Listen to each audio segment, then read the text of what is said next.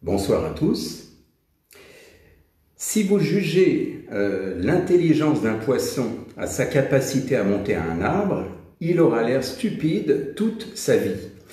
Peut-être que vous connaissez cette citation de Albert Einstein.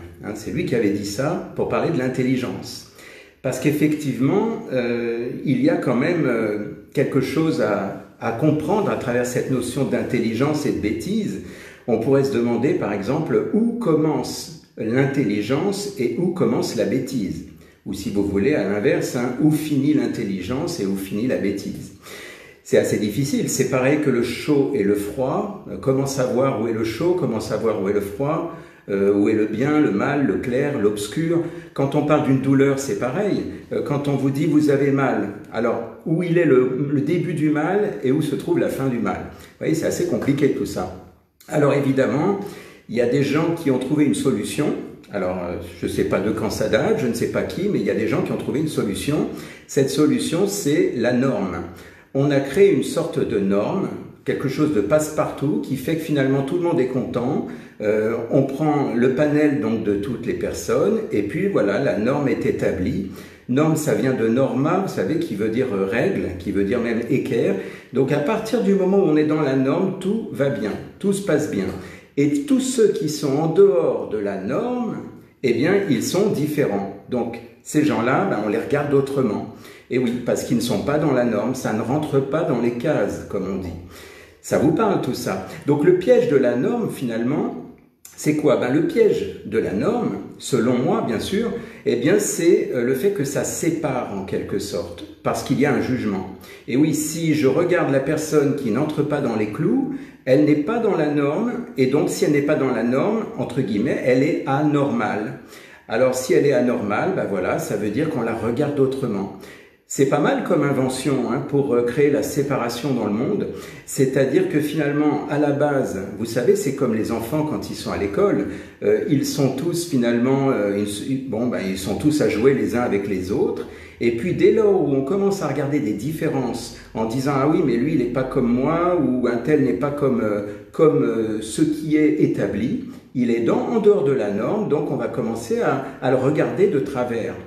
Voilà. Et tout ça, ça ne s'arrête pas là, hélas. Parce que, par exemple, si on prend les maladies, vous savez, les symptômes, les maladies, il existe ce qu'on appelle les maladies orphelines. Ça vous parle sans doute, il y en a 8000 dans le monde, des maladies orphelines. C'est des maladies qui ne sont pas catégorisées, c'est-à-dire qu'elles n'entrent pas dans les cases. Dans le monde de la médecine, on va dire traditionnelle, enfin pas traditionnelle, mais conventionnelle. J'allais faire une erreur. Dans la médecine conventionnelle, c'est-à-dire que la médecine qui existe depuis 200 ans, notre médecine d'aujourd'hui, eh bien, si la maladie n'est pas considérée, c'est-à-dire qu'elle est dans les 8000 maladies qui ne sont pas considérées dans la norme, eh bien, on ne peut rien faire, c'est hors norme. Voilà. Donc, pourquoi je dis tout ça ? C'est parce que des fois je me pose la question, je me dis mais finalement où est-ce qu'on place le curseur? Où est-ce qu'on place le curseur pour dire qu'un tel est bien, un tel est pas bien, pour dire que c'est bien, que c'est mal, que c'est froid, que c'est chaud? Quelque part, j'ai l'impression que finalement chacun y va un petit peu à sa sauce en fait.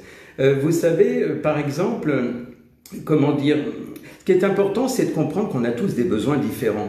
On est tous finalement différents, même si beaucoup de gens se disent oui, on est tous égaux. Alors oui, on peut être égaux d'une certaine manière, mais moi je pars du principe que à partir du moment où on est tous dans notre corps à nous, eh bien on a des besoins physiologiques qui varient d'une personne à l'autre. Et ça me paraît incontournable. Je le vois tous les jours avec les gens qui viennent en séance. Eh bien, je vois bien qu'on n'entre pas tous dans les mêmes cases.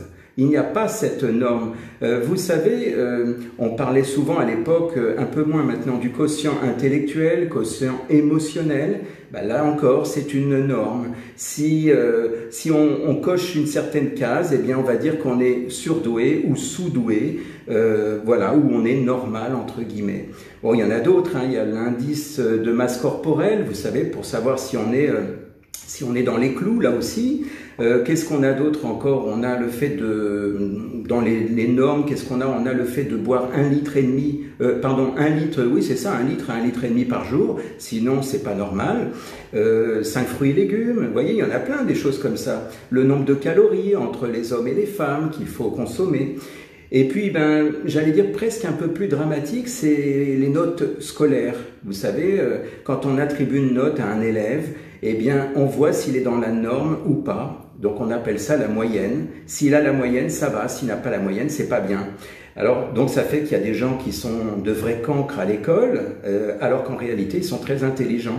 Donc, vous voyez, le coup du poisson dont je vous parlais tout au début, eh bien, c'est ça, c'est qu'en fait, si on essaye de faire entrer les gens dans des cases, dans une norme, eh bien, effectivement, il y en a qui vont être favorisés, puis d'autres qui vont être défavorisés.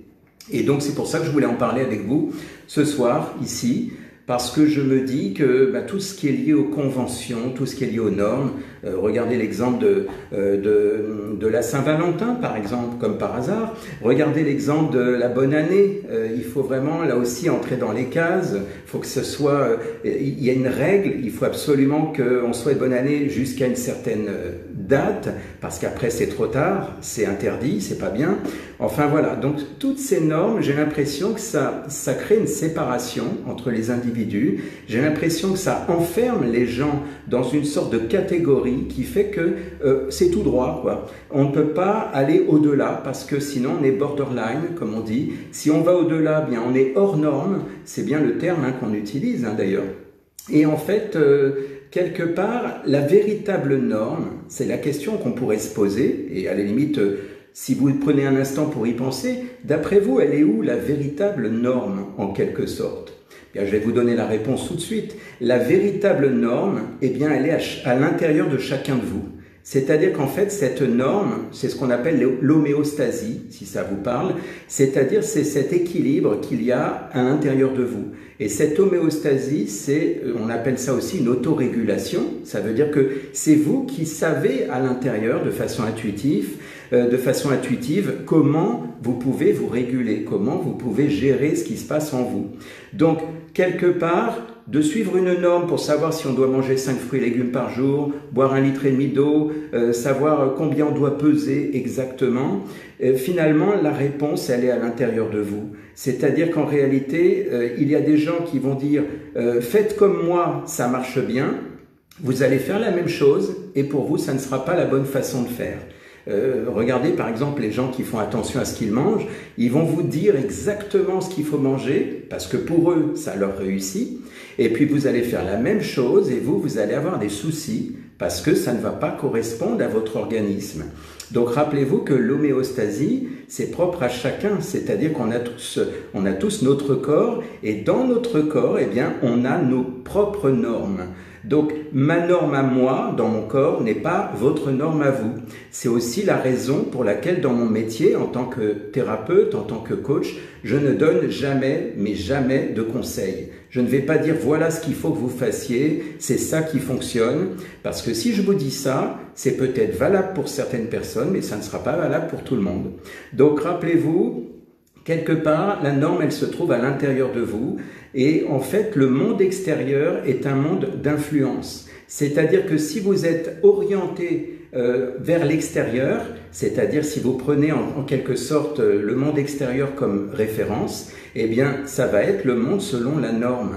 Et donc, le meilleur moyen de ne pas vous tromper, eh bien, c'est d'être, comme on dit, en référence interne. Pour ceux qui ont étudié la PNL, par exemple, être en référence interne, c'est-à-dire, je me connecte à l'intérieur de moi pour savoir quel est mon ressenti, quels sont mes besoins, quelles sont mes valeurs. À partir du moment où vous êtes connecté à votre ressenti, alors il n'y a pas d'erreur possible parce que c'est vous et vous seul qui avez la réponse. Voilà en quelque sorte tout ce que je viens de dérouler avec vous là ici maintenant, eh bien sur les normes. Si vous avez des réactions, si vous avez envie d'écrire ou de poser des questions, n'hésitez pas, et puis ça sera avec plaisir que je vous répondrai. Voilà, bien je vous souhaite une excellente soirée à vous tous, et puis n'oubliez pas, soyez un peu hors normes, ça fait du bien de temps en temps de sortir des règles établies. Quelque part, ça fait quand même du bien parce qu'on se sent plus libre. Rappelez-vous de ça. Bonne soirée à tous et à bientôt.